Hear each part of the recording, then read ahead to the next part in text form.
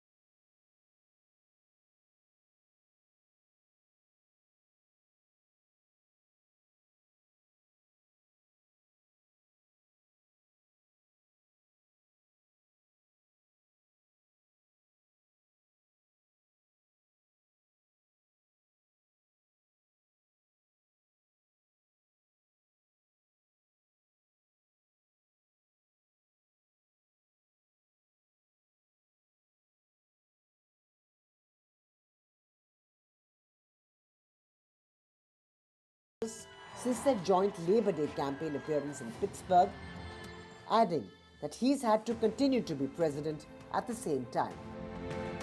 The difference between the schedules of Biden and Harris tells the story. Over the weekend, Harris appeared with the pop superstar Beyoncé at a rally with tens of thousands of people. She later joined political superstar Michelle Obama at another event in Michigan. On the other hand, Biden was at an event in Pittsburgh with barely 100 supporters. Harris's campaign doesn't really seem to have a choice. It needs to hold Biden at arm's length, mostly because the vice president is trying to present herself as a change candidate and cannot do that with Biden next to her. With Vishal Vivek, Bureau Report, NDTV World. Well, Vice President Democratic nominee Kamala Harris will deliver the blue camp's closing argument from the very spot in Washington where Republican Donald Trump helped incite the mob that attacked U.S. Capitol on January 6, 2021. In fact, Harris has chosen this location to contrast her vision of presidency for the country with Trump's ongoing false claims about 2020 election, highlighting the risks she believes his return to the White House would pose to the nation. NDTV's Alistair D'Souza brings this report. So behind me is the Ellipse. It's a massive open space, a lawn across from the White House. The stage is going up. Permits for the event show requests for a 40-foot stage, 5,000 handheld signs.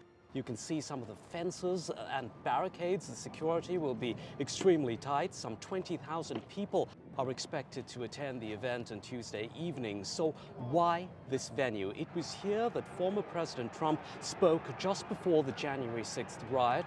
This is the site of Trump's Stop the Steal rally after he lost the election bid to Joe Biden. It was here that Trump urged his supporters to march to the U.S. Capitol as Congress was finalizing the presidential election results with Biden as the winner. Now, hours later, a mob of thousands then stormed the U.S. Capitol building. 6 people died and over 150 police officers were injured. Over 1,500 were charged with federal crimes, including Trump. Now, Trump refers to the rioters as warriors and patriots. Trump has promised to pardon the rioters if they are innocent, he says, because they were convicted by a very tough system. Now, holding her speech here, Kamala Harris is making sure voters do not forget those events, all of which will likely be part of her closing arguments exactly 1 week before Election Day. Now, closing arguments basically give candidates an opportunity to sum up their campaigns, defining themselves and really driving home why people should vote for them as the President of the United States. Harris's speech is also expected to cover top issues concerning voters, with the economy and cost of living being at the top of the list. Her closing arguments will also likely cover abortion and immigration, all of this while framing Trump as a threat to democracy. Clearly, the Harris campaign feels there is no better place to get that message across than here, the very place that left the U.S. grappling with events that are seen as an assault on democracy. For NDTV World, Alistair D'Souza, Washington, D.C. Natasha Asani joins us live from New York to help us make sense of the recent developments. Natasha, thank you so much for joining us. How is the Trump campaign responding to this recent backlash over certain controversial comments that were made by several people in the Madison Square Garden rally of his? And could this have impact on any of the key voter groups? Yes, well, the Trump campaign is trying to distance itself from these remarks, which have raised a whole cry within the Latino community overall, not just Puerto Ricans, because there a very prominent comedian who came on stage at the Madison Square Garden event and called Puerto Rico a floating island of garbage. Now, that island is a U.S. territory, which was recently hit by several hurricanes and is facing a lot of economic issues. Now, Puerto Rico itself does not vote in federal U.S. elections, but there's a huge Puerto Rican population in the United States, including in those key swing states, including Pennsylvania, and that could potentially pose a problem for Trump, because when remarks like this are made as such inflammatory remarks, there's likely a higher chance that the Hispanic population will come out in greater numbers to vote, or people who are sitting on the fence within the Hispanic population could be hurt by these remarks and come out in support of Kamala Harris. Now, the Trump campaign has said that the president does not support this particular statement. They're trying to play it down as just coming from a comedian, but it is having a huge backlash here with just a few days to go before the elections. Right. Also, Natasha, as we head into the final days of the campaign, what is Vice President Kamala Harris expected to do, and where all will she be targeting her efforts? Well, their efforts remain on the swing states, not just Pennsylvania, which is the biggest prize, but also Michigan and North Carolina. She will be doing a series of radio interviews in the next 1 or 2 days across these states. And she's also now seeing an opportunity with the backlash over the Hispanic comments. So she has come out with an economic task force idea for Puerto Rico and how she will help Puerto Rico.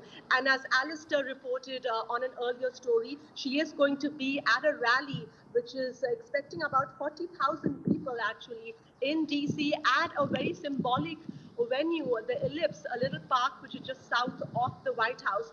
And what she is going to argue there is likely to be that she stands for democratic values while her opponent does not, and would be potentially a threat to democracy. So we can expect some very strong words from Kamala Harris as she comes out and says that she will stand for unity against Donald Trump's divisive remarks. So closing arguments from both the campaigns, and exactly a week now left before the next Tuesday, election day. Right. Thank you, Natasha, for joining us with those details. The final stretch of the American campaign is here, but with the United States getting ready to elect its new president on the 5th of November, now is a good time to look into the crystal ball. In fact, Chicago-based industrialist Shala Kumar, founder and chairman of Republican Hindu Coalition, often seen as Donald Trump's favorite American Indian, joins us for a quick chat. Thank you, Mr. Kumar, for joining us on this broadcast. There's a lot of talk about India's foreign policy and what the next US government's view will be on it, especially, its relationship with US has been in the spotlight. Could you give us a sense of what you see as top foreign policy priorities for the Trump government if it becomes charge of the next government of the US? First of all, good evening. Can you hear me properly? Yes, sir, we do. Okay.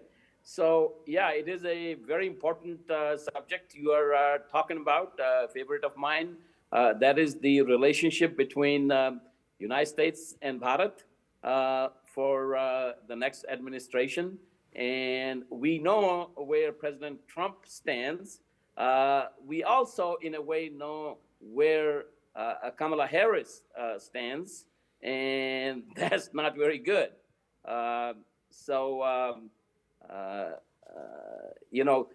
Officially, the government of India cannot say that, which political party or which candidate they'll support. But I know from the inside of the government, they wish that President Trump will come back and will continue to march on U.S.-India partnership. Kamala, on the other hand, I would like to remind your viewers of her stance on Article 370 and 35. When that came out, right. She was totally against. Her campaign, her government, Biden's cabinet are full of people who want a independent Kashmir state. So that, that has been their policy. Now they come out and may say something different, but that is just the truth. Right. Mr. Kumar, also, Mr. Trump has promised to impose tariffs of up to 20% on imported goods from countries like India. He's repeatedly pointed to India's high entry tariffs for luxury goods, but on the other hand, I'm sorry, I couldn't hear you properly. Let me see. Okay, I'm sorry. Go ahead. Yes, Could you sir. repeat the question? I'm sorry. Yes, sir. This was a question about tariffs, and that Donald Trump has promised to impose tariffs of up to 20% on imported goods, specifically from countries like India. He's repeatedly pointed to India's high entry tariffs for luxury goods, but he also has praised Prime Minister Narendra Modi, often calling him a great man. How much should Indians worry about a Trump presidency, specifically when it comes to impact on countries' exports? That's also a very good question. I'm in the process of writing a book on Chinese colonization of America 2049. This thing is really targeted for China, and actually it should be much more than 20%. It should be 50% or 100%. Otherwise, come 2049, their 100th anniversary, United States will be a second economy. They will be an $80 trillion economy. That's China. Right. And India will be probably a $20 trillion economy. United States will become a $40 trillion economy, half the size of China. So tariffs and bringing jobs and manufacturing back to the United States, which has been a very big emphasis for President Trump and my own. That is very important to put on tariffs, particularly against countries that want to dominate the world, and not like India, who wants to have a great partnership with the United States of America. Okay, an aligned question, sir. There have been some concerns in the Indo-Pacific region about Trump's approach to China. We've seen his shifting positions on TikTok. What can we expect on US-China ties, particularly when the disengagement process has begun between India and China? There is no question in my mind. And Bharatiya, Indian, all Indian Americans, they could take that to the bank. President Trump is for United States and for India. And our number one enemy, global enemy in the world is China.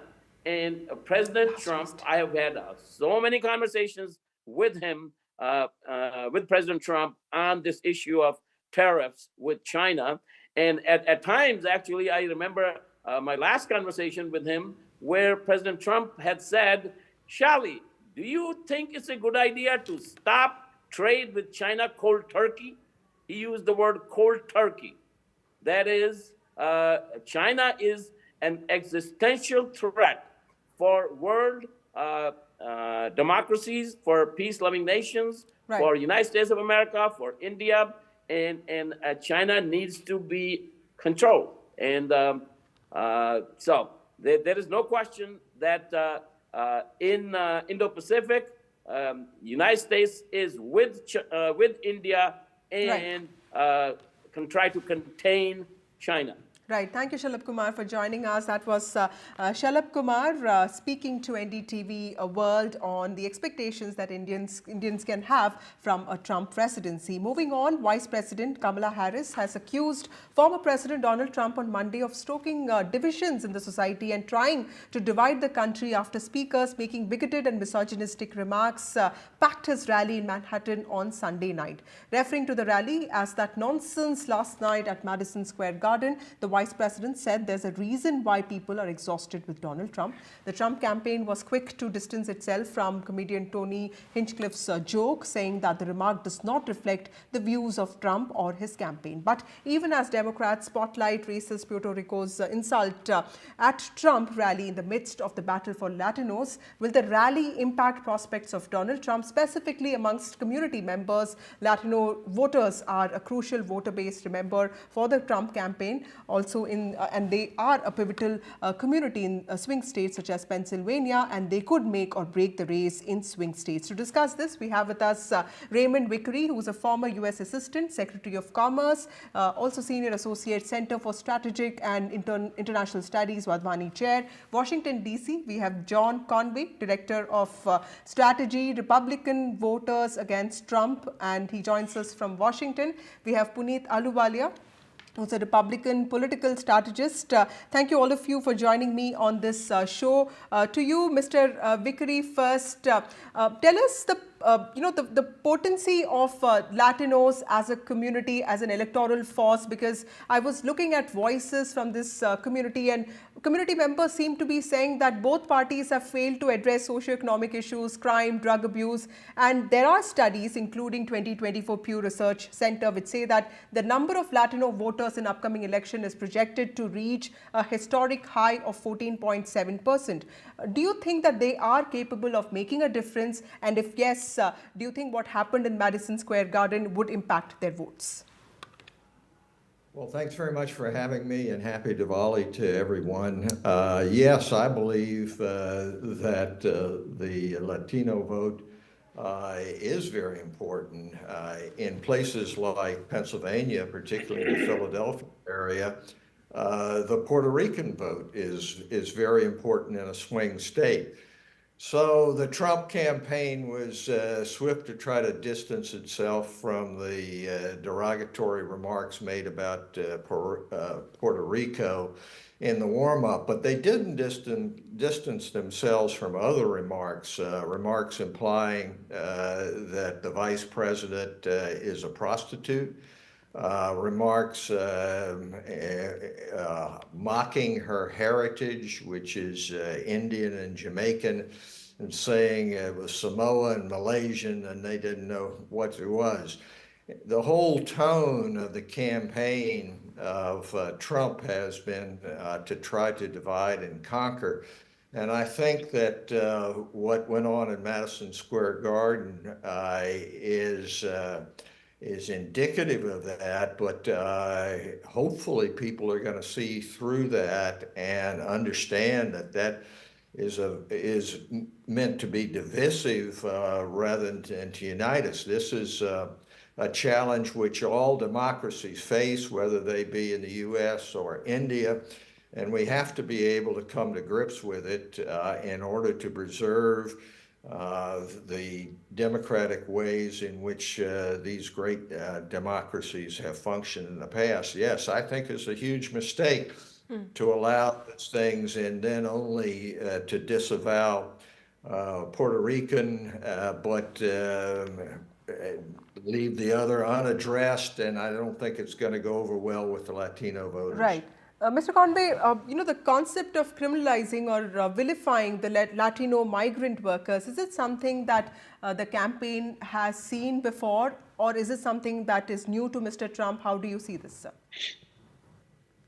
Yeah, Donald Trump started his political career when he announced his nomination in 2015 by villainizing Mexican immigrants who were seeking freedom here in the United States, calling them rapists. So Donald Trump has a long history of trying to divide us. He has a long history of hate, especially towards immigrants and people of color. And I think his rally was indicative of the hate that Donald Trump has always been spewing. And I think there are voters in this country who have somewhat forgotten all of the reasons why Donald Trump exhausts us. They've forgotten some of the reasons why they find Donald Trump disgusting. And I think the rally so close to an election is a strong reminder as voters start to go to the polls here in these states that Donald Trump is somebody who doesn't care about American unity. He only cares about dividing us.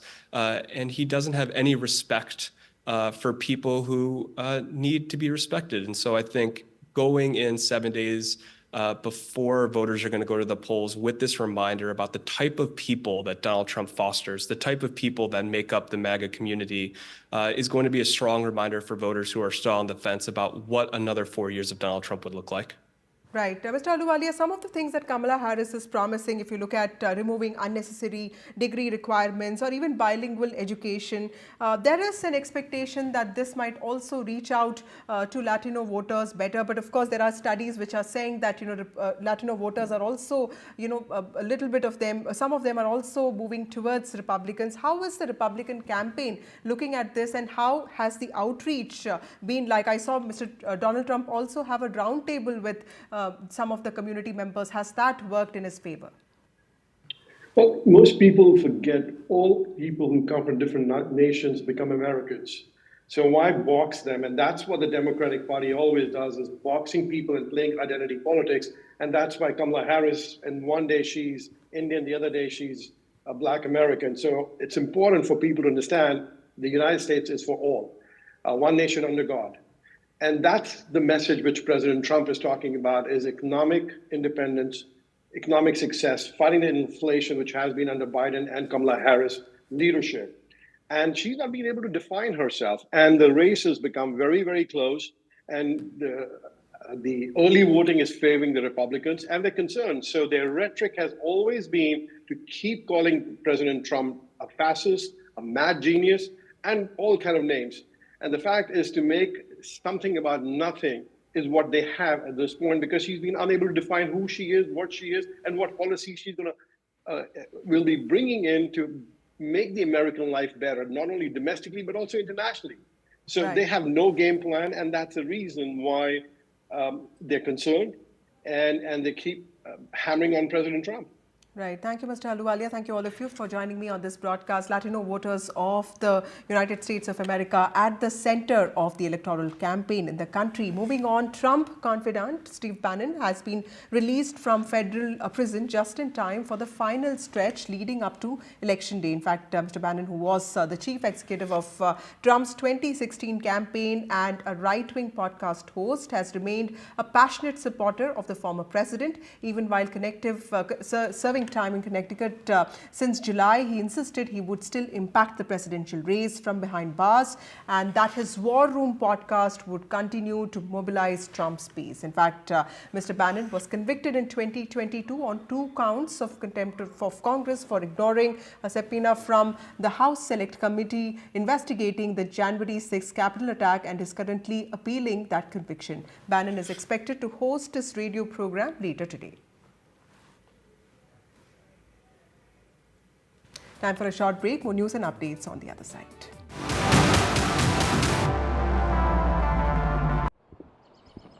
Hello. How was Iceland? It was good, I guess. Had a few issues here and there. Didn't you check Brighton? No, the sun wasn't bright at all. Iceland, you know. Wait, you don't know Brighton? They must have missed out on some seamless visa assistance. Plus extra baggage allowance and 24/7 customer support. I mean, there's a reason they're rated excellent on Trustpilot.